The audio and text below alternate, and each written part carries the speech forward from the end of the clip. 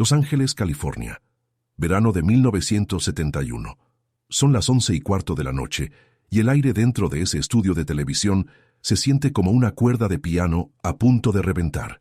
Huele a ozono, a ese aroma metálico que desprenden las luces de estudio cuando llevan horas encendidas, mezclado con laca para el cabello y el rastro rancio de los cigarros que los técnicos fuman a escondidas. Las cámaras acaban de apagarse. El director gritó el último corte de la jornada, pero nadie se mueve de su lugar. Hay una inmovilidad extraña, casi antinatural. No hay público, no hay aplausos, solo un equipo de hombres cansados y un silencio que pesa más que cualquier ruido. La regla que se pactó en las sombras es brutalmente simple.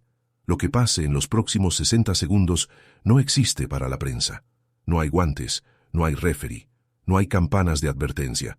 Es un espacio liminal, donde la reputación de un hombre va a ser puesta a prueba contra la realidad física de otro. Esta es la historia que las grandes promotoras de boxeo y las aseguradoras de Hollywood intentaron borrar de los archivos durante décadas.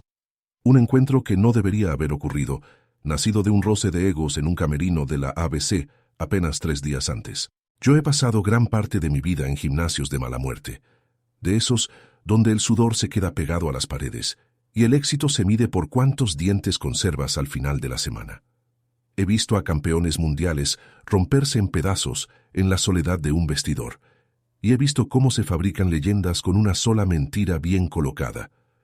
Mi trabajo nunca ha sido alimentar el mito, sino filtrar la verdad entre tanto ruido. Soy un cronista de la vieja guardia, alguien que prefiere un testimonio susurrado en un bar de San Francisco que un boletín de prensa oficial. Y lo que les voy a contar es lo que sucede cuando la arrogancia del peso pesado choca contra la precisión de un hombre que veía el combate como una ciencia exacta. Todo empezó con un comentario sarcástico, un pecado de soberbia cometido en los pasillos de una cadena nacional. Bruce Lee estaba ahí, promocionando su visión del combate, hablando de fluidez y de interceptar el puño del oponente. En el mismo edificio, un campeón de boxeo, un titán de músculos y medallas, un hombre que se ganaba la vida apagando luces ajenas con un solo golpe, lo observaba con un desprecio absoluto. Para el boxeador, lo que Bruce hacía era un bailecito, una coreografía elegante para las cámaras, pero inútil frente a la ciencia dulce del knockout profesional. «Ese chino no aguantaría ni el aire de un jab mío», dijo el campeón mientras pasaba frente al camerino de Bruce. Fue una burla seca, lanzada con la confianza de quien se sabe invencible por su tamaño. Bruce no se inmutó. No hubo gritos, ni amenazas, ni ese teatro barato que vemos hoy en las conferencias de prensa. Bruce simplemente sonrió. Una sonrisa gélida, de esas que te dicen que el tipo ya sabe algo que tú aún no has descubierto. En lugar de responder al insulto, propuso una prueba de concepto. Un encuentro privado para demostrar que su sistema no era teoría, sino física pura, aplicada al dolor humano. El ambiente en los días siguientes fue de una tensión eléctrica. Los rumores corrían por los pasillos de la ABC como un reguero de pólvora. Los productores ejecutivos estaban aterrorizados. Tenían contratos de millones de dólares vinculados a la imagen de ese boxeador, y por otro lado, tenían a la estrella en ascenso que estaba revolucionando la televisión. Si algo salía mal, si uno de los dos terminaba seriamente lastimado, las carreras de todos los involucrados se irían al caño. Pero la curiosidad es una enfermedad contagiosa, y el deseo de ver quién tenía la razón superó al miedo empresarial. El escenario elegido fue un gimnasio privado de la cadena, un recinto cerrado bajo llave después de la medianoche. El tribunal estaba compuesto por un grupo muy reducido, un productor ejecutivo que no dejaba de secarse el sudor de la frente, 2 camarógrafos que tenían prohibido encender sus máquinas a menos que recibieran una señal, y un entrenador de la vieja escuela, un hombre llamado Miller, que tenía la cara curtida por 1000 batallas y que sabía perfectamente que algo estaba a punto de salir muy mal. Miller era el escéptico oficial. Para él, el boxeo era la única verdad, el alcance, el peso, la masa. Si un hombre de 100 kilos golpea a uno de 60, el de 60 se cae. Así de simple era su universo. Miraba a Bruce con una mezcla de lástima y fastidio, convencido de que esa noche el actor terminaría con la mandíbula destrozada. Lo que Miller no entendía era que Bruce no estaba jugando al mismo deporte. A las 12:30 de la noche, el boxeador entró al gimnasio. Dominaba el espacio con su sola presencia, Hizo un par de sombras, lanzando golpes al aire que sonaban como látigos cortando el viento. Cada impacto imaginario resonaba en las paredes vacías, recordándole a todos los presentes que un solo error de cálculo significaba una visita segura al hospital. El campeón estaba relajado, casi aburrido, lanzando bromas pesadas a su entrenador. Para él esto era un trámite, una forma de callarle la boca al pequeño actor antes de irse a dormir. Luego entró Bruce. Caminaba con una economía de movimiento que resultaba inquietante. No traía equipo de protección, no traía guantes, solo su ropa de entrenamiento ligera. Se detuvo en el centro del gimnasio y el aire pareció enfriarse un par de grados. Su calma no era pasiva. Era la calma de un depredador que ya ha estudiado cada debilidad de su presa. No hizo sombras ruidosas, no buscó intimidar con el tamaño. Solo se quedó ahí, respirando de forma rítmica, observando al gigante que tenía enfrente como si fuera un problema matemático que necesitaba ser resuelto. El productor se acercó al centro y repitió las reglas que habían acordado. Solo una oportunidad. El boxeador lanzaría su mejor golpe, con toda la intención de conectar. Bruce debía interceptar o desviar ese golpe usando su sistema de Jeet Kune Do, sin referees que detuvieran la acción si las cosas se ponían feas. La distancia era fija, una distancia donde el boxeador tenía la ventaja teórica de su alcance largo.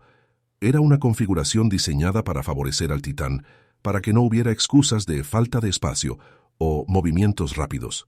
Miller, el entrenador, dio un paso adelante y miró a Bruce a los ojos. ¿Estás seguro de esto, muchacho? Mi hombre no sabe contenerse. Si te pega, te va a romper algo. Le dijo con una voz que intentaba ser paternal, pero que estaba llena de arrogancia. Bruce ni siquiera lo miró a él. Mantuvo sus ojos fijos en el pecho del boxeador. La fuerza no es nada si no llega a su destino, respondió Bruce con una voz tan suave que casi se perdió en el eco del gimnasio. En ese momento, la tensión alcanzó su punto máximo. Los dos hombres se plantaron frente a frente. La diferencia de tamaño era ridícula. El boxeador parecía una montaña de músculo. Sus hombros eran el doble de anchos que los de Bruce. El campeón se acomodó en su guardia clásica, cerrando el puño derecho con una fuerza que hacía que sus nudillos se pusieran blancos. Estaba listo para terminar con esto de un solo viaje.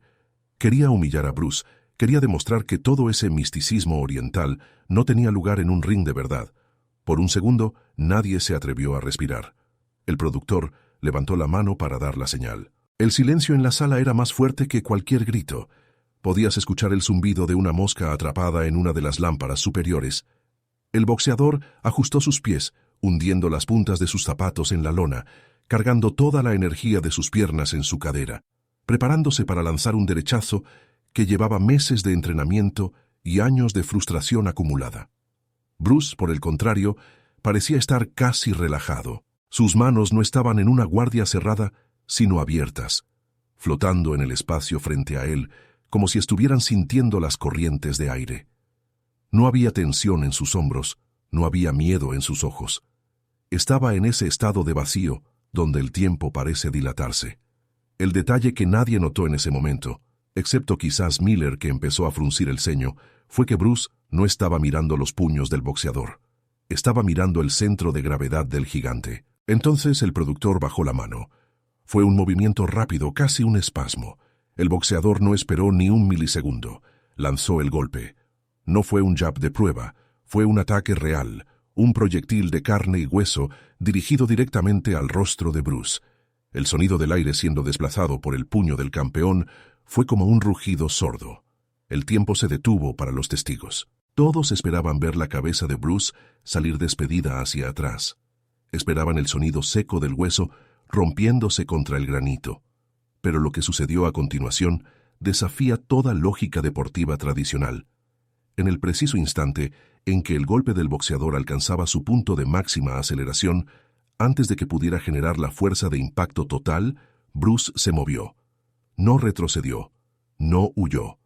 Entró en el espacio del oponente. Fue un movimiento tan mínimo y tan preciso que algunos de los presentes ni siquiera pudieron procesarlo en tiempo real. Lo que pocos sabían era que Bruce no estaba peleando contra el boxeador. Estaba peleando contra la física del boxeador. Había calculado el ángulo de trayectoria y el momento exacto en que el brazo del gigante se extendería por completo. Justo cuando el puño estaba a centímetros de su cara, Bruce colocó su palma abierta directamente sobre el bíceps del campeón. No fue un golpe fuerte, fue una presión específica en un punto nervioso, un empuje calculado que utilizó la propia inercia del boxeador para anular el ataque. El brazo del gigante quedó congelado en el aire. El sonido del impacto de la palma de Bruce contra el músculo del campeón sonó como un disparo en la habitación vacía. El boxeador, confundido, intentó forzar el golpe, pero su brazo simplemente no respondía. Su potencia se había evaporado. Se quedó ahí, con el brazo extendido y la cara de alguien que acaba de intentar atravesar una pared de ladrillos y se ha dado cuenta de que la pared no está ahí. El silencio que siguió fue sepulcral. El boxeador miraba su propio brazo, incrédulo, buscando la fuerza que siempre lo había acompañado y que en ese segundo lo había abandonado por completo. Miller, desde la esquina, abrió la boca pero no salió ningún sonido. Lo que acababan de ver no estaba en sus manuales de boxeo. Y eso, damas y caballeros, fue solo el principio del caos que estaba por desatarse en esa habitación. Miller, el entrenador de la vieja escuela, fue el primero en romper el hechizo. Se aclaró la garganta, escupió en un pañuelo y soltó una carcajada seca, carente de cualquier rastro de humor. «Eso fue un truco, muchacho», gritó mientras caminaba por el borde de la lona. «Un truco de magia para las cámaras. Mi peleador se detuvo porque no esperaba que le pusieras la mano encima como si estuvieras dándole una bendición. En una pelea real, ese brazo no se queda ahí. En una pelea real, te habría pasado por encima». El boxeador, que seguía mirando su bíceps como si tratara de entender por qué el músculo le palpitaba de una forma que nunca antes había sentido, se irguió.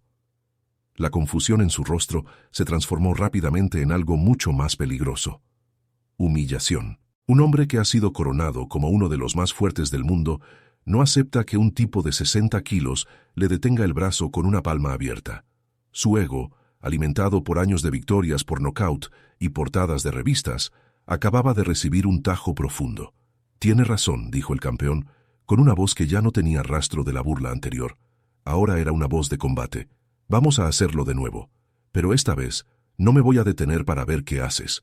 Esta vez voy a atravesarte». El aire en el gimnasio se volvió denso, casi irrespirable. El productor ejecutivo, un hombre que vivía de las audiencias y los números, dio un paso atrás, buscando la seguridad de las sombras. Sabía que lo que estaba a punto de suceder ya no era una prueba de concepto. Se había convertido en algo personal, y en este negocio, cuando las cosas se vuelven personales, alguien termina en el suelo y alguien más termina con una demanda millonaria. Pero nadie detuvo la acción. El morbo de ver la caída de un gigante, o el milagro de un David moderno, era demasiado fuerte. Bruce Lee no cambió su postura. No se puso tenso, no empezó a saltar como un boxeador tradicional. Simplemente ajustó su pie adelantado unos pocos milímetros. Su mirada seguía fija en el plexo solar del campeón, ignorando las fintas que el gigante empezaba a hacer con los hombros. Bruce sabía que el primer ataque había sido una advertencia, una muestra de control. Pero también sabía que el segundo ataque sería un intento de ejecución. «Cuando estés listo», dijo Bruce. Fue una invitación al desastre. El boxeador arremetió. Esta vez no hubo un solo golpe limpio. Fue una andanada. El campeón lanzó un jab de izquierda para medir la distancia, seguido inmediatamente por un derechazo cruzado que llevaba la intención de arrancar cualquier cosa que encontrara en su camino. Se movió con la velocidad sorprendente que solo los pesos pesados de élite poseen. Una masa de 100 kilos desplazándose como un vendaval. Lo que sucedió en los siguientes 3 segundos es lo que los testigos han contado en voz baja durante décadas, cambiando detalles por miedo a parecer locos. Bruce no esquivó hacia los lados. No hizo el movimiento de bob and weave que Miller esperaba. En lugar de eso, Bruce pareció desvanecerse y reaparecer dentro de la guardia del boxeador. Fue una infiltración geométrica perfecta. En el momento en que el derechazo del campeón pasaba rozando el hombro de Bruce, el pequeño dragón ya estaba en el centro de la tormenta. No hubo un gran arco en su golpe. No hubo un movimiento visible de su brazo hacia atrás para ganar impulso. Bruce simplemente cerró el puño a una pulgada de distancia del pecho del gigante. Fue una explosión. No fue un golpe de boxeo. Fue una transferencia de energía cinética que pareció salir desde el suelo, pasar por su cadera y detonar en sus nudillos. El sonido no fue el crack de un hueso, sino un tud sordo y profundo, como si alguien hubiera golpeado un saco de arena con un mazo de hierro. El cuerpo del boxeador se sacudió de una manera antinatural. Sus pies, que segundos antes estaban firmemente plantados, perdieron contacto con el suelo por una fracción de segundo. El gigante no cayó de espaldas. Se dobló sobre sí mismo. Fue como si le hubieran succionado el alma a través del esternón. Sus rodillas cedieron y terminó sentado en la lona, con los ojos muy abiertos, buscando un oxígeno que sus pulmones, colapsados por el impacto, se negaban a procesar. No había gritos, solo el sonido agónico de un hombre tratando de recuperar el aliento. El silencio que siguió fue absoluto. Miller se quedó petrificado, con la toalla colgando de la mano. El productor ejecutivo se tapó la boca, dándose cuenta de que acababa de presenciar algo que, de salir a la luz, destruiría la mística del boxeo profesional para siempre. Bruce, por su parte, dio un paso atrás y volvió a su posición de descanso. Su respiración era tan tranquila como si acabara de terminar una caminata por el parque. No hubo celebración, no hubo alarde, solo la fría satisfacción del científico que acaba de demostrar una ley física. «La masa es una ilusión», dijo Bruce finalmente, mirando al campeón que seguía en el suelo, pálido y tembloroso. «Si no puedes controlar el tiempo y el espacio, tu peso solo es una carga que yo uso en tu contra». Miller corrió hacia su peleador. «¡Levántate! ¡Levántate!», le gritaba, pero el boxeador no podía. No era solo el dolor físico, era el shock psicológico. Había sido golpeado por algo que no comprendía. Un hombre al que consideraba un actor lo había desmantelado en menos de lo que dura un parpadeo, sin siquiera sudar. El campeón miró a Bruce con una mezcla de terror y un respeto que bordeaba lo religioso. En ese momento, en ese gimnasio oscuro de Los Ángeles, el boxeo dejó de ser la cima de la cadena alimenticia para los que estaban ahí presentes. Pero entonces entró el pánico empresarial. El productor ejecutivo se acercó a Bruce, casi rogándole: «Esto no puede salir de aquí. Si se corre la voz de que el campeón fue humillado por un actor de artes marciales, perderemos millones. Los patrocinadores se retirarán. Las peleas de Las Vegas se cancelarán. Bruce, tienes que prometerme que esto se queda en esta habitación». Bruce lo miró con ese desapego que lo caracterizaba. No necesitaba la fama de haber vencido a un boxeador. Él ya tenía la única validación que le importaba, la de su propio sistema. «No estoy aquí para vender entradas», respondió Bruce mientras recogía su chaqueta. «Estoy aquí para encontrar la verdad en el combate, y la verdad ya fue dicha esta noche». Esa madrugada todos los presentes firmaron un acuerdo tácito de silencio. Las cintas de las cámaras, si es que alguna llegó a grabar algo, desaparecieron en las bóvedas de la cadena y nunca volvieron a ver la luz. Se dice que el boxeador nunca volvió a ser el mismo.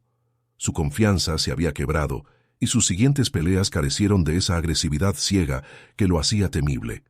Miller, por su parte, se retiró del entrenamiento profesional poco después, dedicándose a estudiar textos de anatomía y biomecánica oriental que nadie esperaba ver en su escritorio. Con los años, los pocos testigos dieron versiones contradictorias.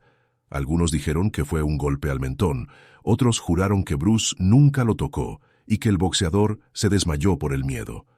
Esas contradicciones fueron creadas a propósito para proteger los empleos y los contratos de televisión. La niebla de la incertidumbre se extendió sobre esa noche, alimentando la leyenda y permitiendo que el mundo del boxeo siguiera girando como si nada hubiera pasado. Pero el detalle que nadie cuenta, el que yo escuché años después de boca de uno de los camarógrafos en un bar de San Francisco, es lo que sucedió justo antes de que Bruce saliera del gimnasio. El boxeador, ya recuperado pero aún apoyado en las cuerdas, le preguntó: «¿Cómo lo hiciste? No vi el golpe». Bruce se detuvo en la puerta, se volvió y le dijo: «No tienes que verlo, tienes que sentirlo. El problema es que pasaste toda tu vida entrenando para golpear una pared, cuando deberías haber entrenado para ser el agua que la atraviesa». La historia de esa noche en 1971 es un recordatorio de que la fuerza bruta es solo ruido cuando se enfrenta a la precisión absoluta. Bruce Lee no fue al gimnasio esa noche para humillar a un hombre, sino para demostrar que el tamaño es una construcción mental cuando se domina el tiempo y la geometría. El campeón se llevó el secreto a la tumba, quizás por vergüenza, quizás por un respeto que no podía explicar con palabras. Bruce se llevó algo mucho más valioso, la certeza inquebrantable de que su arte no era cine, sino una realidad capaz de doblegar a los titanes más grandes del mundo moderno. Al final, El mundo puede seguir debatiendo si las artes marciales funcionan contra el boxeo, si el peso es el factor decisivo o si todo fue un mito de Hollywood. Pero para los 5 hombres que estaban en ese estudio de la ABC a la 1 de la mañana, la discusión se acabó para siempre.